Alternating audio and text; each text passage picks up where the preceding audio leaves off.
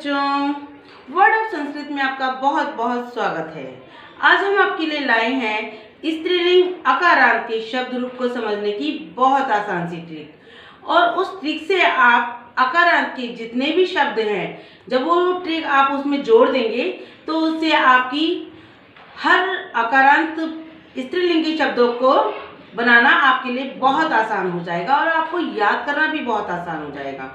चलिए आइए समझते हैं किस तरह से हमने स्त्रीलिंगी शब्द रूपों को बनाया है। तो हमने लिए हैं रमा के शब्द रूप। हम कोई भी शब्द रूप बिना वचन और बिना विभक्ति के तो होते ही नहीं है, ये तो आप सबको पता है। एक वचन, द्विवचन और बहुवचन। हमारे संस्कृत में कितने वचन होते हैं? 3 वचन होते हैं और ये 8 विभक्ति होती हैं। इन्हीं के अनुरूप हमारे ये रूप चलते हैं। देखिए, ये प्रथमा विभक्ति, द्वितीया, तृतीया विभक्ति, चतुर्थी विभक्ति, पंचमी विभक्ति, षष्ठी विभक्ति, सप्तमी विभक्ति और संबोधन। ये 8वां जो होता है ये हमारा संबोधन होता है, जो कि हमारा प्रथमा विभक्ति के अनुसार ही यहाँ पर कार्य करता है। अब एक वचन के पहले हम एक वचन को समझ लेंगे। हमने रमा शब्द को, हमारी ये 8 विभक्ति हैं तो हमने 8 बार लिखा है ना। तो एक वचन में भी हमने 8 बार लिखा, द्विवचन में भी हमने 8 बार लिखा और बहुवचन में भी हमने रमा शब्द को 8 बार लिखा। ठीक है, तो कितने हो गए? 8 या 24, यानी हमने रमा शब्द को 24 बार लिखा। ठीक, अब ये देखिए, समझ लीजिए, बहुत ध्यान देने वाली बात है। पहले हमने एक वचन में हमने जो ये आपको ये काला शब्द दिखाई दे रहे होंगे, यही हमें रमा में जोड़ना है। देखिए, प्रथमा विभक्ति के एक वचन में हमें ना तो विसर्ग लगाना है कोई, ना ही हमें कोई हलंत लगाना है। सीधा सीधा स्त्रीलिंग में हमें उसका ही प्रॉपर शब्द लिख देना है, रमा। ठीक, जैसे आप कोई भी शब्द ले सकती हैं। आप लता ले लीजिए, सीता ले लीजिए, माला ले लीजिए, बालिका, शाखा, छात्रा इत्यादि कोई भी शब्द ले लीजिए। आपको इसी तरह से ये ट्रिक आपको आकारांत में यही आपको लिख देना है। वही आपको 24 बार पहले आपने लता लिख दिया, या फिर आपने 24 बार छात्रा लिख दिया, या आपने शाखा लिख दिया। फिर उसमें आपने ये सब बस थोड़े थोड़े से ये शब्द लगा दिए। क्या लगाया हमने इसमें? आम, या में या, यही, यह, याम। ठीक है, रमा प्रथमा विभक्ति एक वचन में रमा शब्द एज इट इज आएगा। फिर द्वितीय में हो गया आम, रमाम। इसका मतलब होता है को। जहां आपको ये पता चल जाए कि यहाँ स्त्रीलिंग में आम लगता है तो उसका अर्थ होता है को, रमा को। आम जब लग जाता है, क्योंकि हमारे कर्म कारक है, कर्म कारक का चिन्ह है हमारा को। देखिए, कारक आपने बहुत अच्छे से पढ़ लिए होंगे, आपको याद भी होंगे। कर्ता ने, कर्म को, करण से, संप्रदान को या के लिए, अपदान से। अपदान से तो है पर अलग होने के लिए है। हम कारक को, ये जो हमारी विभक्ति हैं, ये हमारे ये समझ लीजिए कि हमारे ये कारक हैं और कारकों के द्वारा ही हम इनका अर्थ निकाल पाते हैं। जब हम कोई वाक्य का निर्माण करते हैं या हम किसी वाक्य के अर्थ को निकालते हैं तो हमें बहुत परेशानी होती है। जब हम इन अर्थों को जान लेंगे, जब हम इनका मीनिंग जान लेंगे तो हमें क्या होगा, वो परेशानी बहुत जल्दी सॉल्व हो जाएगी। फिर हमें वो उतनी परेशानी नहीं आएगी। इसीलिए हमें ये ट्रिक समझनी बहुत ज़रूरी है। तो हमने इसको जोड़ा है कारकों से। प्रथमा में है तो यानी रमा ने, फिर है हमारा कर्म को, यानी आम लग गया तो समझ लीजिए वहाँ पर को है। लताम लग जाए, छात्राम लग जाए तो वहाँ समझ लीजिए छात्रा को या लता को। ऐसे ही तृतीय विभक्ति है, इसका जो चिन्ह होता है वो होता है से, यानी जोड़ने वाला के द्वारा। रमा या, ये जो या लग जाता है तो समझ लेना चाहिए वहाँ पे हमारी तृतीय विभक्ति है। रमा यई, यानी जब ये ऐ की मात्रा ये या में लग जाए और 2 बिंदु पीछे आ जाएं, यानी ये विसर्ग के 2 चिन्ह हमारे पीछे आ जाएं, तो वहाँ समझ लेना चाहिए कि वहाँ चतुर्थी विभक्ति है। क्योंकि जो भी आपसे शब्द रूप लिखवाएगा वो आपको ऐसे ही पूरी लाइन लिखने के लिए देगा। तो इसलिए आपको याद करना, आपको ये पूरा टेबल याद करना बहुत ज़रूरी है। तो ये समझना आपको बहुत ज़रूरी है कि जब ये आई की मात्रा और 2 बिंदु पीछे आ जाएं, रमा में लग जाएं या किसी भी आकारांत स्त्रीलिंग शब्द में लग जाएं, तो वहाँ चतुर्थी विभक्ति का प्रयोग हुआ है और जिसका अर्थ होता है के लिए। तो यानी रमा के लिए। रमा यहाँ पंचमी विभक्ति आ गई जो कि अलग होने को दर्शाती है। रमा यहाँ अर्थात रमा से, यानी अलग होना। ठीक है, अब ये षष्ठी विभक्ति।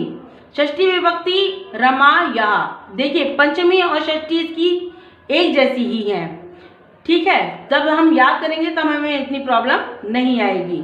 इसीलिए हमने एक छोटा सा आपको एक ट्रिक भी अभी समझाएंगे। यहाँ अब इसमें भी रामा यहाँ लगा, मगर इसका अर्थ क्या निकलेगा? जोड़ने वाला, यानी संबंध कारक यहाँ पर लगा हुआ है। संबंध का, की, के, यानी रमा का या रमा की या रमा के। रमा याम। अब देखिए सप्तमी विभक्ति में याम लग गया। रमा याम अर्थात क्या हुआ? रमा याम का अर्थ क्या निकलेगा? क्योंकि हमारे सप्तमी विभक्ति में क्या है? अधिकरण है, जिसका अर्थ चिन्ह है हमारा में और पर। तो याम का अर्थ क्या निकलेगा? में या पर। रमा में या रमा पर। अब देखिए ये रमा में याम लगाया है तो उसका अर्थ यही निकलेगा। अब हम वाटिका में लगा दें, वाटिका याम, तो उसका होगा वाटिका में या वाटिका पर। ठीक है, इतनी बात आपको समझ आ गई होगी। अब हमारा ये संबोधन है जिसे हम कहते हैं हे रमे। ठीक, अब हमारा आप ये कहेंगे कि यहाँ पर तो रमा है मगर यहाँ पे रमे क्यों? क्योंकि जब हम किसी को पुकारते हैं, जब हम किसी को बुलाते हैं तो हम उसको इसी तरह आवाज देते हैं, हे रमे अर्थात हे रमा। हम बुलाएंगे किसी को, पुकारेंगे। जैसे मान लो एक शिक्षिका कह दे, हे रमे तुम किम करोशी, तुम क्या करती हो? तो यहाँ संबोधन है जो कि हम पुकारने के लिए प्रयोग में लाते हैं। अब देखिए द्विवचन। द्विवचन को समझ लीजिए। यहाँ द्विवचन में हमने रमा लिखना था, हमने रमा आ का डंडा न लगा के एक ही मात्रा लगा दी, बस इतना ही आपको करना है। यहाँ पर द्विवचन में प्रथमा विभक्ति और द्वितीय विभक्ति बिल्कुल सेम है। रमे रमे, यानी 2 बार एक ही मात्रा लगानी है आपको रमा में। तो ये आपके लिए बहुत ज़्यादा मुश्किल नहीं है समझना इस चीज़ को। तृतीय, चतुर्थी और पंचमी विभक्ति में केवल आभ्याम लगेगा। रमा भ्याम, रमा रमा तो हमने ऐसा कैसे लिखा है? आभ्याम आभ्याम और हमने जोड़ दिया है। तो हमने कितनी बार जोड़ा इसको? 3 बार जोड़ा। आभ्याम तो त्रिभ्याम करके हम इसे समझेंगे तो क्या हो जाएगा? हमने इसको 3 बार समझा। जब हम इनकी सेंटेंस बनाएंगे, जब इनका वाक्य प्रयोग करेंगे तो भी हमें बहुत ज़्यादा परेशानी नहीं आएगी। हम आपको समझाएंगे कि वाक्य का निर्माण किस तरह किया जाता है स्त्रीलिंग में भी। ऐसे ही ये हमारी षष्ठी रमायो और ये सप्तमी रमायो।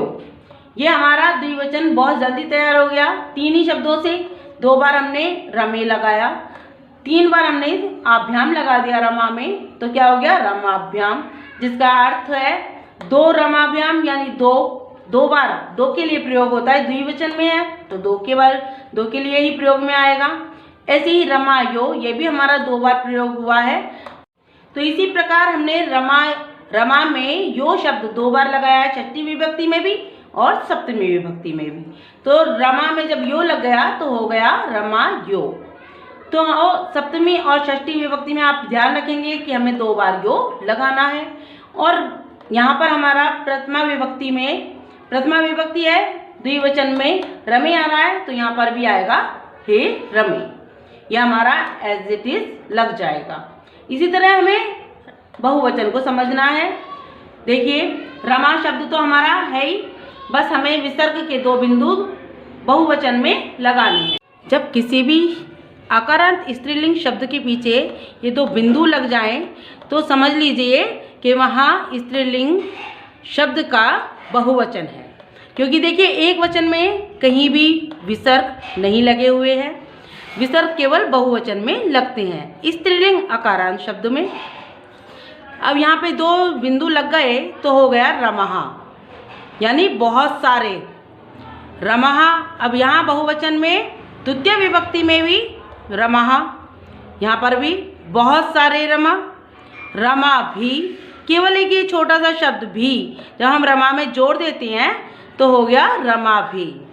ठीक है, जिसे जब हम इसे कारक से अगर जोड़ते हैं तृतीय विभक्ति को तो अर्थ निकलेगा रमा, बहुत सारे, रमा से या रमा के द्वारा। अब ये देखिए यहाँ पर रमा शब्द में हमने जोड़ दिया भया। यहाँ पर जब ये भया शब्द लग जाए तो समझ लेना चाहिए कि ये चतुर्थी विभक्ति का है।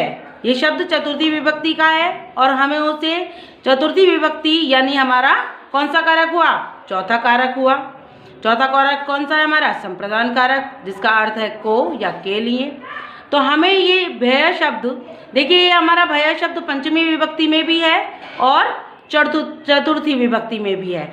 जब हम इन्हें टेबल को लिखेंगे और याद करेंगे तो ये हमें बहुत आसानी रहेगी इस ट्रिक के द्वारा। जब हम इसका अर्थ करेंगे और हम इसके द्वारा वाक्य प्रयोग करेंगे तब हम इन्हें कारकों से जोड़ेंगे, तब हमारा जो अर्थ निकलता है उस वाक्य का तो हम वही समझ जाएंगे कि यहाँ पर चतुर्थी विभक्ति का प्रयोग हुआ है या पंचमी। ठीक है, तो ये भय शब्द हमने 2 बार लगाया, चतुर्थी में भी और पंचमी में भी, तो हो गया रमाभ्य। ठीक, अब आनाम, जब हमने रमा में नाम शब्द को जोड़ दिया, नाम शब्द को जोड़ा तो हो गया रमाणाम, जो कि हमारे ये प्रस्तुत करता है ये नाम कि यहाँ पर षष्ठी विभक्ति का प्रयोग हुआ है। षष्ठी विभक्ति और बहुवचन, वचन भी हमें याद रखना है, क्योंकि जब हम वाक्य बनाते हैं या हमसे कोई पूछ लेता है तब हमें ये बताना होता है कि ये बहुवचन का, वचन हमारा कौन सा है, बहु, और विभक्ति कौन सी हमारी, षष्ठी। उसी के अनुसार, आपकी विभक्ति के अनुसार ही हमारी क्रिया लगती है उस वाक्य में, तभी तो हम अर्थ निकाल पाएंगे या हम उस वाक्य को बना पाएंगे। ठीक है, तो राम शब्द जब हमारा लग जाता है षष्ठी विभक्ति में तो रमा में क्या हो गया, रमाणाम, अर्थात रमा बहुत सारे, रमा के, का, की। ठीक है, अब ये देखिए रमा में लग गया सु शब्द, सप्तमी विभक्ति में रमा में लगता है सु शब्द। जब ये सु शब्द लग जाता है तो हमें तुरंत समझ जाना चाहिए कि यहाँ पे सप्तमी विभक्ति का प्रयोग हुआ है। ठीक, तो क्या हो गया ये रमासु, यानी बहुत सारी रमा में या रमा पर। तो अब आपने समझ लिया होगा कि ये जो हमारे थोड़े थोड़े शब्द जो पीछे लगे हैं रमा के, तो इनसे हमारे कारक भी जुड़े हुए हैं और कारकों के चिन्ह हमारे जुड़े हुए हैं, जिसके कारण हमें ये पता चल जाता है कि ये शब्द कौन सा है, इसका अर्थ क्या निकलेगा। देखिए, इनको याद करने की, जब हम इन्हें लिखते हैं किसी एग्ज़ाम में या हमसे कोई पूछ लेता है तब, तो हमें ये थोड़ी सी एक छोटी सी ये हमने एक ट्रिक बनाई है या ये नियम समझ लीजिए, जिसको आपको याद करके आप आकारांत किसी भी स्त्रीलिंग शब्द में जब आप ये इन शब्दों को जोड़ देंगे तो आपका स्त्रीलिंग तैयार हो जाएगा। आ, मया, यई, या आपका एक वचन में, पूरे एक वचन में प्रयोग में आने वाला है। जब हम इन छोटे छोटे शब्दों को इन आकारांत किसी भी लता में, रमा में, शिक्षिका में, माला में ये प्रयोग करेंगे तो वो हमारा हो जाएगा, क्या हो जाएगा, हमारा स्त्रीलिंग एक वचन तैयार हो जाएगा। इसी तरह द्विवचन देखिए, द्वे यानी कि 2 बार एक ही मात्रा का प्रयोग हुआ है। त्रिभ्याम यानी 3 बार आभ्याम का प्रयोग हुआ है। द्वयो यानी कि 2 बार यो शब्द का प्रयोग हुआ है। द्वे, त्रिभ्याम, द्वयो, इससे द्विवचन हमारा तैयार हो गया स्त्रीलिंग अकारांत का। अब देखिए बहुवचन में आहा, आहा, भी, भया, राम, सु, आहा। अब देखिए आहा 2 बार आया है, रमः, 1 बार केवल भी आया है, 2 बार हमारा भया आया है और नाम अस्सु, ये हमारा एक बार आया है। ये आहा, आहा यानी 2 बार आहा, 1 बार भी, 2 बार भया, नाम, सु, इससे हमारा बहुवचन तैयार हो जाता है। जब हम अकारांत स्त्रीलिंग का कोई भी शब्द लेते हैं तो उससे हमें इन शब्दों के द्वारा अकारांत स्त्रीलिंग शब्द रूप बनाने में कोई प्रॉब्लम नहीं आएगी। तो देखा बच्चों आपने कि इन थोड़ी सी शब्दों को जब हम अपने अकारांत स्त्रीलिंग शब्दों में जोड़ देती हैं तो हमारे शब्द रूप तैयार हो जाते हैं। और जब हम इनको कारकों के साथ जोड़ देते हैं तो उनका अर्थ निकालना बहुत आसान हो जाता है, जिससे हमारा वाक्य निर्माण करना या वाक्य को समझना, उनके अर्थों को समझना और भी आसान हो जाता है। अगर आपको ये मेरी वीडियो पसंद आई हो तो आप इसे लाइक, शेयर और सब्सक्राइब करना ना भूलें। और तब तक के लिए नमस्कार।